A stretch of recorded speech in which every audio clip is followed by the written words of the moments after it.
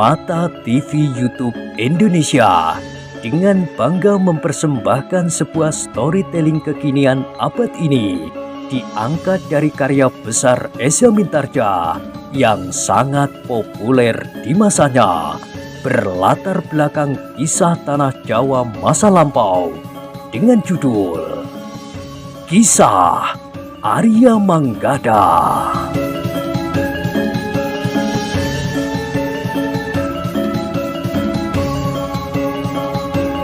Pada kesempatan yang sangat baik ini, kita masuk pada episode yang ke-14. Selamat menikmati.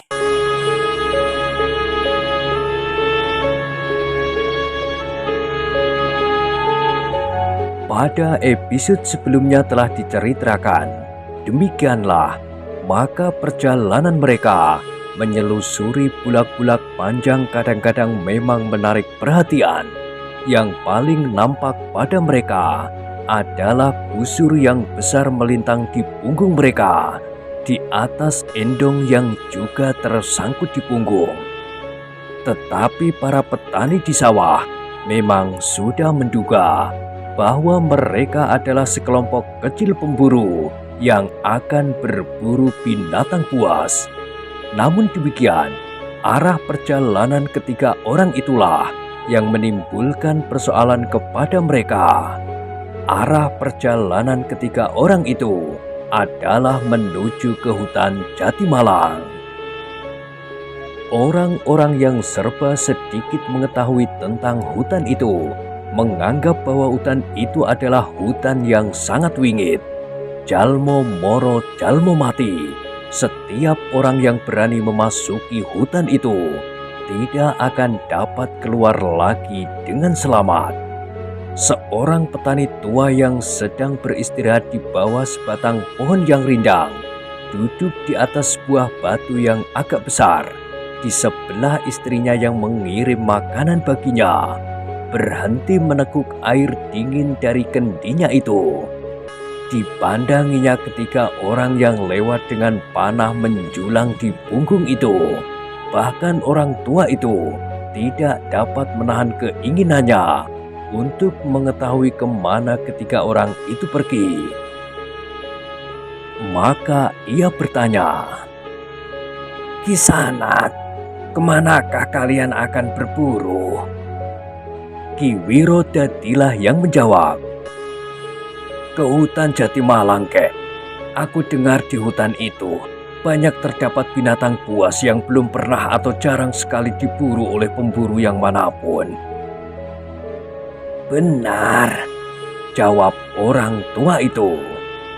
"Tidak ada seorang pemburu pun yang berani memasuki hutan itu, Kisanak. Nampaknya menjadi kewajiban kami untuk memberikan peringatan kepada siapapun juga yang ingin memasuki hutan itu." "Kenapa, kek?" bertanya Ki Wirodadi. "Justru terlalu banyak binatang buasnya," jawab orang tua itu. "Apalagi jika kalian menyeberangi rawa-rawa yang terdapat di hutan itu. Rawa-rawa itu penuh dengan buaya yang tidak kalah buasnya dengan seekor harimau kumbang, ular-ular raksasa yang bergayutan di pepohonan. Bahkan Kisanak tahu bahwa ular-ular raksasa sering bergayutan." "Tahu, kek. Kami adalah pemburu-pemburu berpengalaman. Ular-ular raksasa biasanya berpegangan pada sebatang dahan dengan ekor dan tajinya. Kemudian kepalanya lah yang terayun-ayun siap menangkap mangsanya," jawab Ki Wirodadi. "Tetapi di sekitar tempat itu tentu telah terdapat isyarat, sehingga kami akan cepat mengenali lingkungan. Apakah ada ular raksasa yang sedang lapar atau tidak. Selain isyarat itu, kelengangan hutan, apabila angin membantu, bau ular yang tajam itu akan cepat kita ketahui pula. Karena itu maka angin ikut pula menentukan keberhasilan dari seorang pemburu." Orang tua itu mengangguk-angguk. Katanya, Rupanya kalian adalah pemburu yang berpengalaman. Tetapi kami tetap menganjurkan agar kalian membatalkan niat kalian untuk berburu ke hutan Jatimalang. Bukankah begitu, Nek? Istrinya mengangguk-angguk, tetapi agaknya ia kurang mengerti apa yang dikatakan oleh suaminya. Ki Wiro Dadilah yang kemudian berkata-kata, Terima kasih atas peringatan kakek dan nenek. Tetapi kami ingin mencoba melihat kenapa hutan itu dianggap hutan yang sangat berbahaya bagi para pemburu. Berhati-hatilah, Kisanak, berkata orang tua itu. Kami sudah mencoba untuk memperingatkan kalian. Doakan saja kami selamat, kek, sahut Ki Wiro Dadi. Kakek itu termangu-mangu, namun akhirnya justru ia berdiri termangu-mangu. Rasa-rasanya ada sesuatu yang ingin dikatakannya kepada ketiga orang yang akan pergi ke hutan Jatimalang itu. Namun nampak kebimbangan di sorot matanya. Ki Wiro Dadi melihat kesan itu, sehingga ia pun berkata, Kakek, apakah masih ada yang ingin kakek katakan? Orang tua itu masih saja termangu-mangu. Sekali-sekali ia berpaling kepada istrinya yang juga sudah tua. Namun kemudian katanya, Kisanak, bukan saja hutan Jatimalang itu gawat bukan buatan. Tetapi Kisanak juga akan melewati satu lingkungan yang mulai terasa gawat sebelum memasuki hutan Jatimalang itu. Dua padukuan lagi Kisanak akan sampai pada perbatasan antara Kademangan ini dengan Kademangan sebelah. Di Kademangan sebelah, Kisanak masih akan melihat suasana yang tidak jauh berbeda dengan Kademangan ini dan Kademangan-Kademangan yang lain. Tetapi karena Kademangan itu berbatasan dengan sebuah lingkungan yang agak berbeda dengan lingkungan yang lain, maka Kademangan itu pun telah menunjukkan gejala-gejala yang barangkali tidak terdapat di Kademangan yang lain, termasuk Kademangan ini. Ki Wiro Dadi mengangguk-angguk. Katanya, Terima kasih atas semua keterangan kakek. Kami memang belum pernah memasuki lingkungan hutan Jatimalang. Tetapi kami adalah pemburu-pemburu yang pernah menjelajahi hutan-hutan yang paling gawat di tanah ini. Mudah-mudahan Jatimalang bukan hutan yang terakhir kami masuki. Mudah-mudahan kalian selamat, Kisanak, berkata kakek tua itu. Terima kasih, kek. Kami pun berharap bahwa Kademangan ini lambat laun tidak dijalari gejala-gejala aneh seperti Kademangan sebelah yang berbatasan dengan lingkungan yang tidak sewajarnya itu, berkata Ki Wiro Dadi yang kemudian katanya pula, Baiklah, kek, kami minta diri untuk melanjutkan perjalanan. Pesan kakek kami perhatikan dengan sungguh-sungguh. Jalan ini adalah jalan terbaik yang kalian tempuh, berkata kakek tua itu. Meskipun jalan ini akan melalui beberapa padukuhan yang aku sebutkan memiliki kebiasaan aneh di Kademangan seberang dari Kademangan berikut. Ki Wiro Dadi termangu-mangu, namun ia pun bertanya, Apakah ada jalan lain? Ada beberapa jalan lain, tetapi tidak lebih jalan setapak yang kadang-kadang sulit untuk dilalui. Licin, berbatu-batu, dan ada yang harus melalui daerah rawa-rawa. Meskipun di rawa-rawa yang dangkal itu tidak terdapat buaya, tetapi di rawa-rawa itu terdapat berjenis-jenis ular yang lebih berbahaya dari ular-ular raksasa yang seakan-akan telah memberikan isyarat sebelumnya. Di rawa-rawa itu terdapat ular-ular air yang kecil, tetapi biasanya dapat membunuh seseorang dalam waktu yang pendek, jawab kakek itu. Terima kasih, Kek, jawab Ki Wirodadi sambil melangkah. Katanya pula, mudah-mudahan kita bertemu pula. Jika aku mendapat banyak binatang buruan, aku akan memberimu seekor. Kakek itu tertawa. Katanya,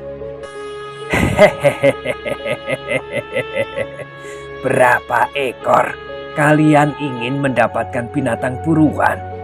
Berapa hari kalian ingin berburu?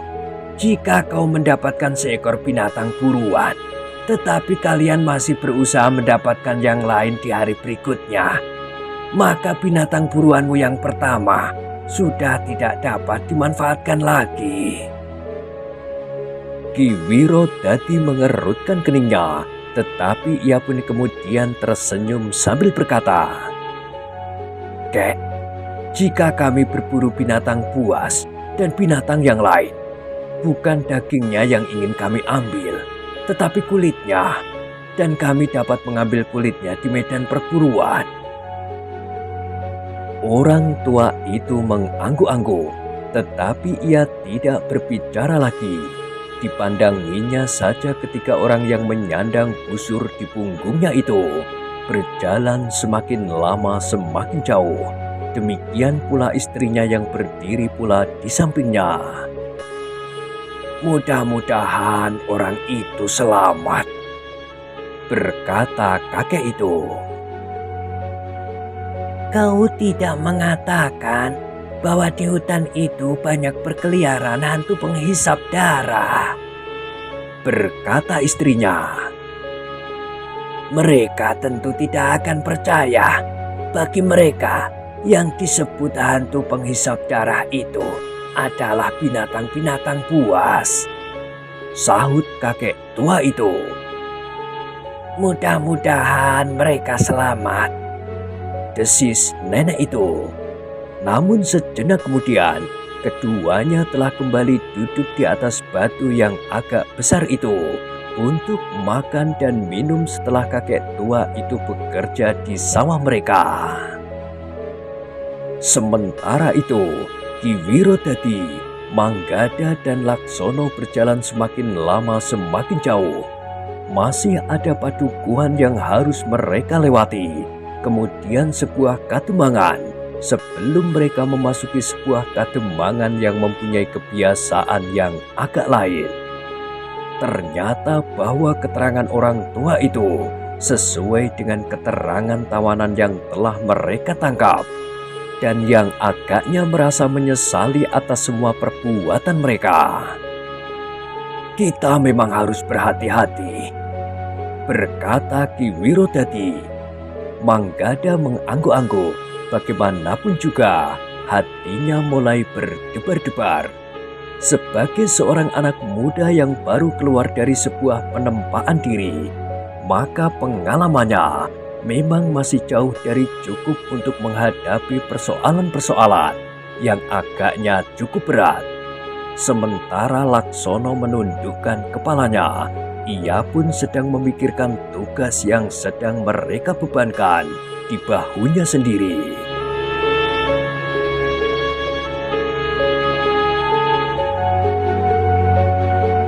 Bagaimana menurut pendapat kalian? Apakah kalian akan memilih jalan ini atau mengambil jalan lain? Bertanya Ki Wirodadi. Manggada termangu-mangu sejenak, namun kemudian ia pun berpaling kepada Laksono. Bagaimana pendapatmu?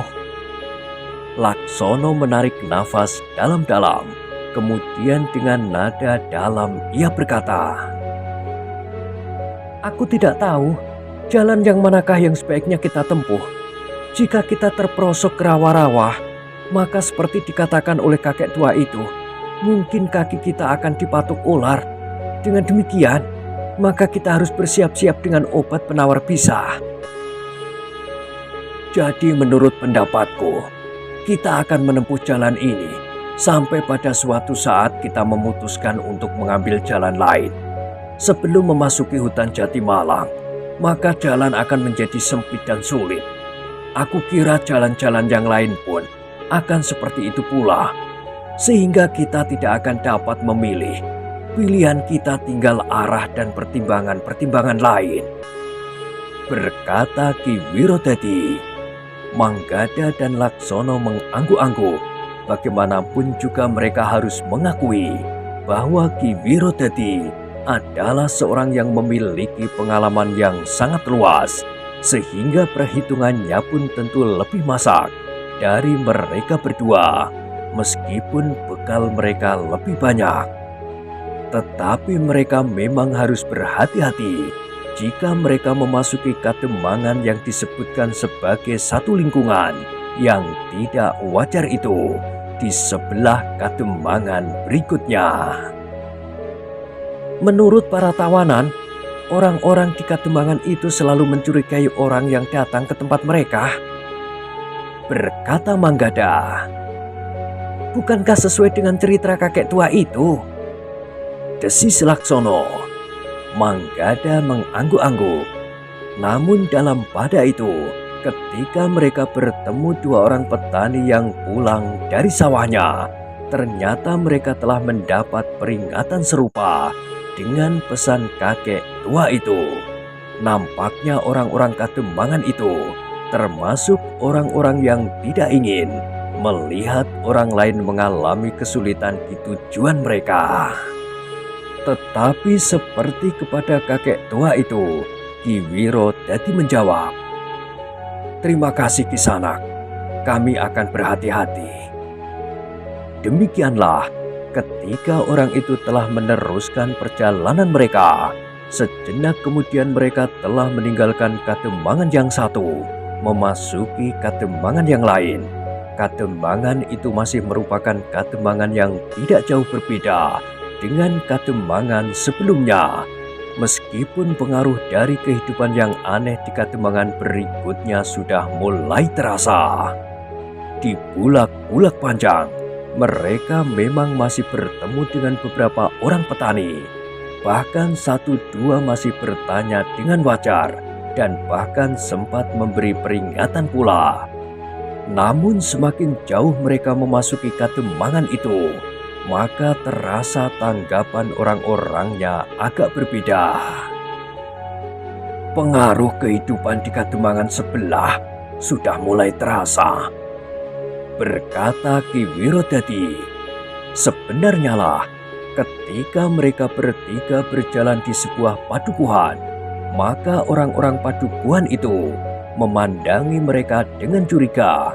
Tidak seperti padukuhan-padukuhan sebelumnya, apalagi di kademangan sebelah, kademangan yang baru saja mereka lewati. Meskipun penghuninya kadang-kadang memang bersikap acuh dan yang lain memperhatikan dengan cara yang berlebih-lebihan, namun tidak dengan penuh kecurigaan. Beberapa orang dengan serta-merta telah berloncatan memasuki pintu-pintu regol halaman. Namun terasa oleh ketika orang yang lewat itu bahwa mereka sedang mengintip dari balik pintu regol.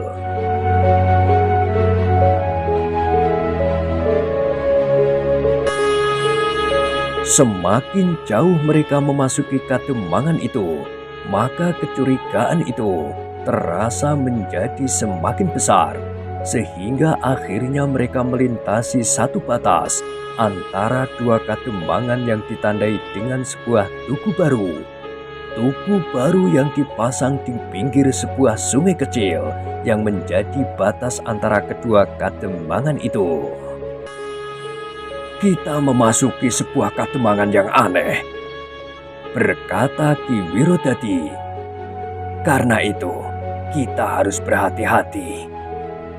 Iya, jawab Manggada. Justru lewat tengah hari. Apakah kita akan langsung memasuki hutan Jatimalang hari ini juga? Bertanya Laksono. Aku kira tidak mungkin, sahut Ki Wirodadi. Jika kita langsung memasuki hutan Jatimalang, maka kita akan memasukinya menjelang malam. Kita akan banyak mengalami kesulitan karena kita belum mengenal lingkungan itu. Jadi kita harus bermalam di luar hutan itu. Besok pagi-pagi kita baru memasukinya, berkata Manggada. Iya, kita bermalam di luar hutan itu, desis Ki Wirodadi itu. Lalu katanya, bukankah tidak ada persoalan? Tidak, jawab Manggada dan Laksono hampir berbareng. Ki Wirodadi mengangguk-angguk. Katanya, bagus, kita memang dapat bermalam di mana-mana.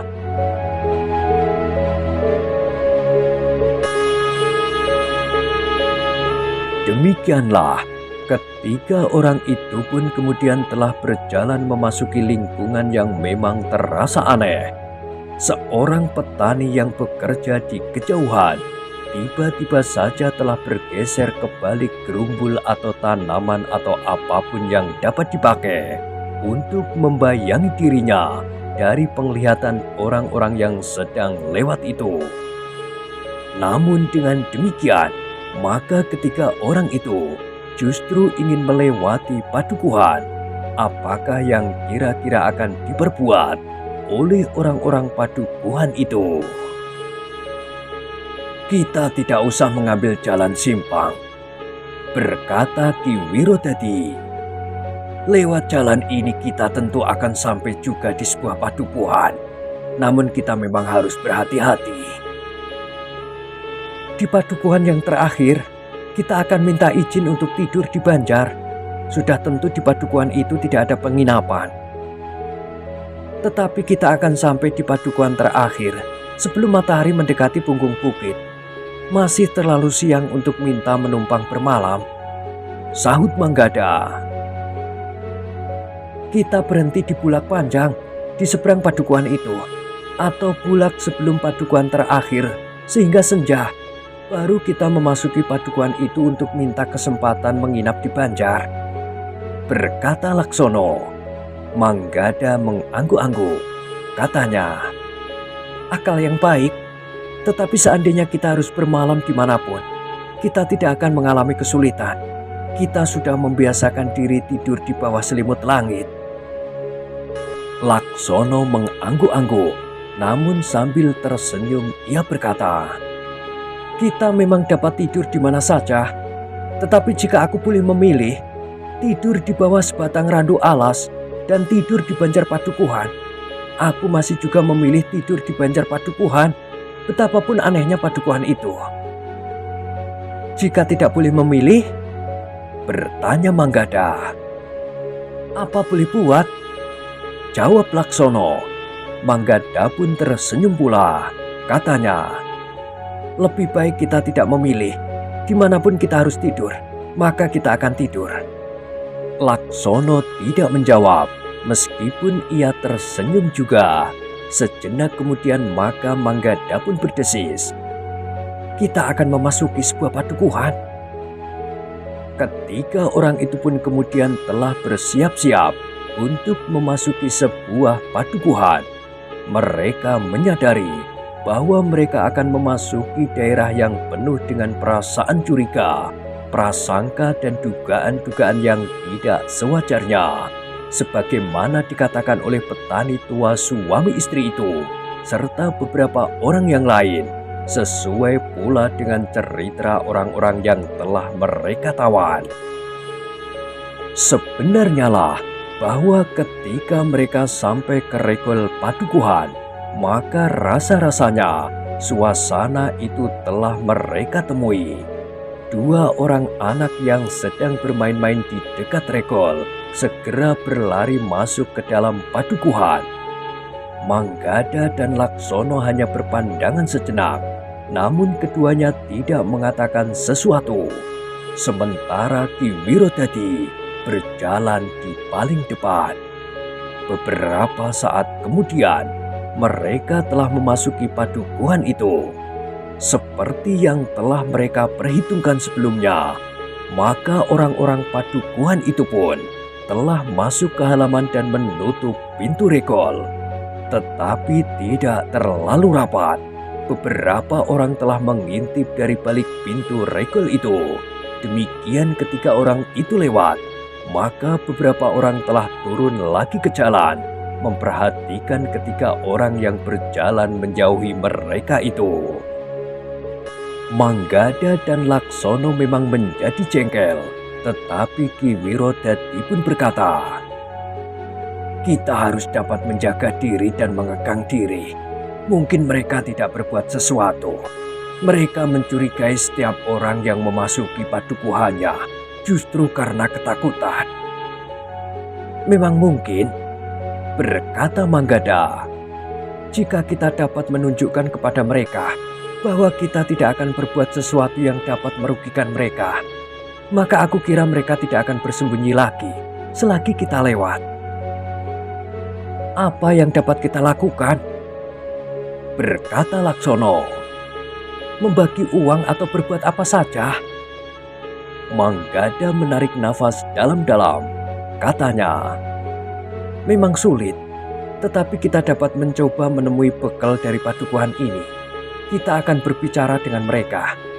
Mungkin Ki Bekal mempunyai pandangan yang lebih luas dari para penghuni yang lain."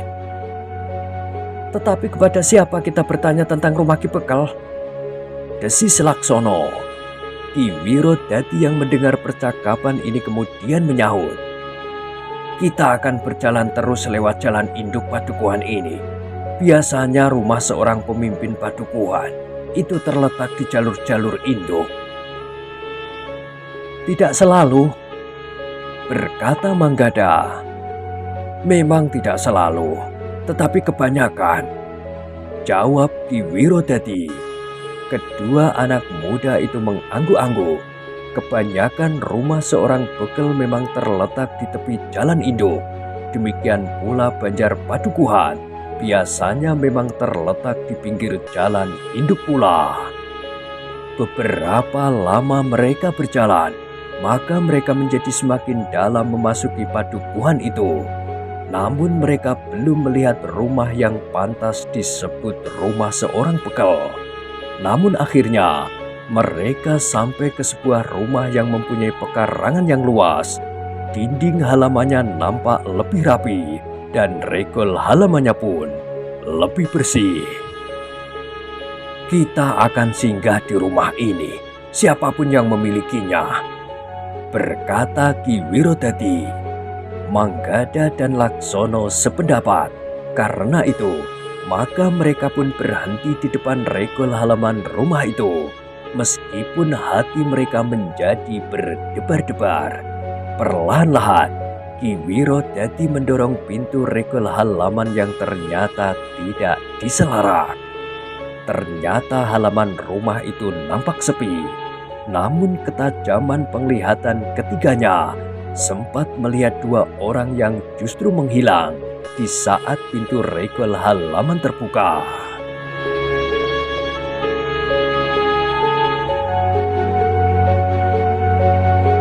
"Berhati-hatilah," desis Ki Wirodadi.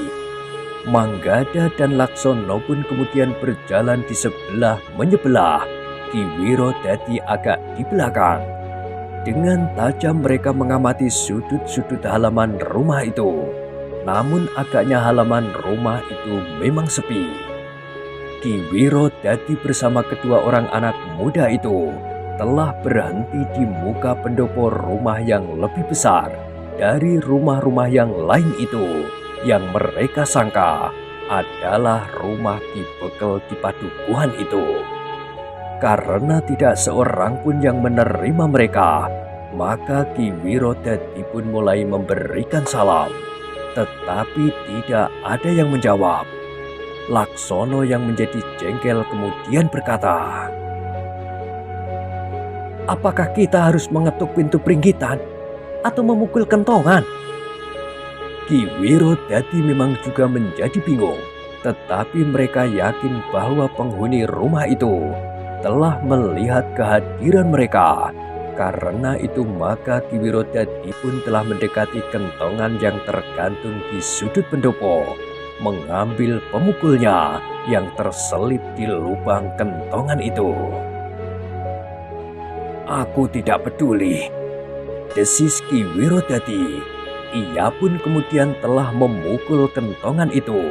dalam irama yang datar, namun tidak terlalu keras. Sekali ia memukul kentongan itu, ternyata tidak ada tanggapan apapun juga. Namun Ki Wirodadi tidak mau berhenti. Ia telah memukul berulang kali, semakin lama semakin keras. Namun akhirnya Ki Wirodadi berhenti memukul. Ia menyadari bahwa meskipun dengan sembunyi-sembunyi, namun beberapa orang telah bertebaran di halaman rumah yang nampaknya sepi itu.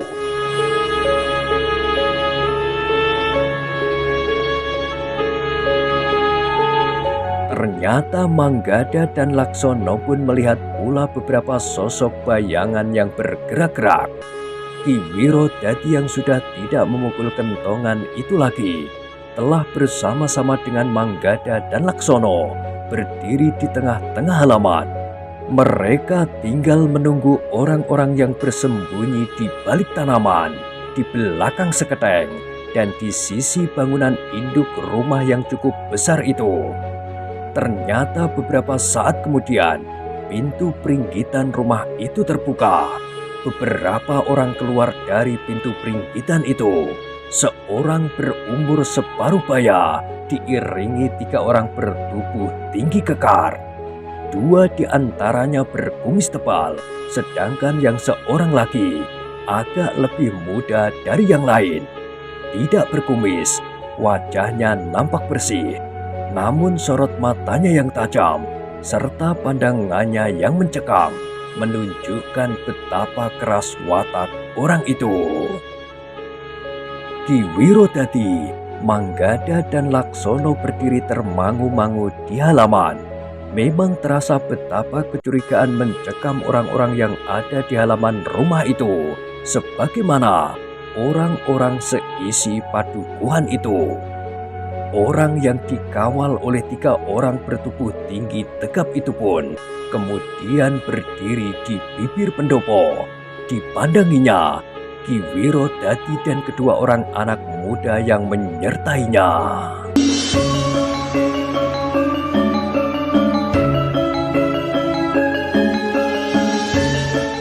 Nah, bagaimanakah kisah selanjutnya? Silahkan ikuti terus kisah Arya Manggada pada episode berikutnya. Sampai jumpa.